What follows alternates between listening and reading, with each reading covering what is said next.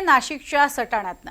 सटाण्यामध्ये कांदा उत्पादक शेतकऱ्यांचं आमरण उपोषण सुरू आहे। दुसऱ्या दिवशीही हे उपोषण सुरू आहे। कांद्याला हमीभाव मिळावा, अवकाळीचं नुकसान जे आहे ते मिळावं आणि वेगवेगळ्या मागण्यांसाठी हे आंदोलन सुरू आहे। शेतकरी संघटना यावेळेला आक्रमक झालेल्या आहेत। सरकारनं तातडीनं निर्णय घ्यावा असं म्हणत आंदोलकांनी एक प्रकारे इशाराच दिलाय।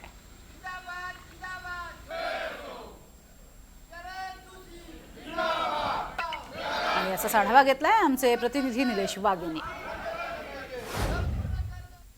कांदा प्रश्नावर नाशिकच्या सटाण्यामध्ये शेतकरी संघटना आक्रमक झाल्याचं पाहायला मिळतंय। कांदा उत्पादक शेतकऱ्यांना सोबत घेत सटाण्याच्या कृषी उत्पन्न बाजार समितीच्या आवारात या ठिकाणी शेतकरी संघटनेच्या वतीने आमरण उपोषण जे ते या ठिकाणी सुरू करण्यात आले।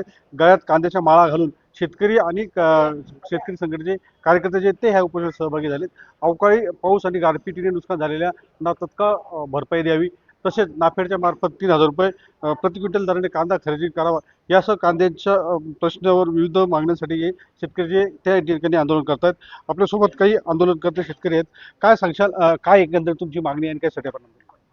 आमची मागणी अशी आहे की बागलाण तालुक्यात मार्च एप्रिलमध्ये मोठ्या प्रमाणात गारपीट आणि अवकाळी झालं, तर त्या गारपीट आणि अवकाळीचा अजूनही अनुदान शेतकऱ्यांच्या खात्यावर जमा झालेलं नाही। ते तत्काळ त्या शेतकऱ्यांच्या खात्यावर जमा करण्यात यावं।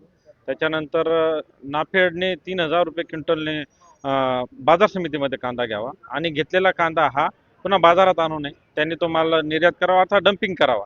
त्याच्यानंतर तिसरी जी मागणी आहे ती बागलाण तालुक्यात ज्या आधारे पीक विमा मिळतो, म्हणजे पीक कापणी प्रयोगावर, ते जे 18 पीक कापणी प्रयोग झालेले ते अधिकाऱ्यांनी केलेलेच नाही, ते सगळे विमा प्रतिनिधींनी केलेले। आणि त्याच्यामुळे त्या विमा प्रतिनिधींनी ते सगळे कांद्याचे जिथं कांद्याच्या शेतात रोटावेटर मारलेले, कांदा पीक काढलंच नाही, त्या ठिकाणी त्या प्रतिनिधींनी 103 क्विंटलचं उत्पन्न दाखवले। त्यामुळे शेतकऱ्यांना पीक विम्याचा लाभ मिळणार नाही। ते रिपोर्ट तत्काळ बदलून आणि पुन्हा नव्याने रिपोर्ट देण्यात यावे। तर शेतकऱ्यांच्या ज्या कांदा प्रश्नावर ज्या मागण्या आहेत त्या मार्गी लावून घेऊ आणि जोपर्यंत हा प्रश्न सुटत नाही तोपर्यंत उपोषण जे ते सुरूच ठेवू असा निर्धार जो आहे तो या ठिकाणी कांदा उत्पादक शेतकरी आणि शेतकरी संघटनेच्या कार्यकर्त्यांनी व्यक्त केला। निलेश वाघ, NDTV मराठी, सटाणा, नाशिक।